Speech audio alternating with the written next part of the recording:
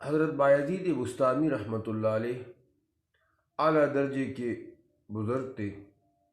اولیاء کرام میں کیا فرمایا کرتے تھے کہ مجھے جتنے بھی مراتب حاصل ہوئے سب والدہ کی برکت اور ان کی اطاعت و فرمانبرداری سے حاصل ہوئے۔ ایک مرتبہ میری والدہ نے رات کو پانی مانگا، لیکن اتفاق سے اس وقت گھر میں پانی نہیں تھا۔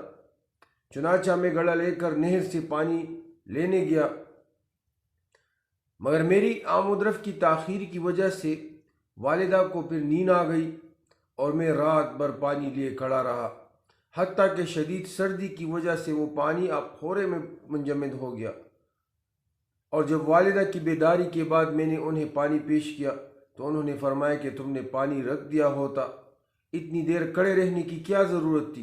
میں نے عرض کیا کہ محض اس خوف سے کھڑا رہا کہ مبادا آپ کہیں بیدار ہو کر خود پانی نہ پیے اور آپ کو تکلیف پہنچے۔ یہ سن کر انہوں نے مجھے دعائیں دی۔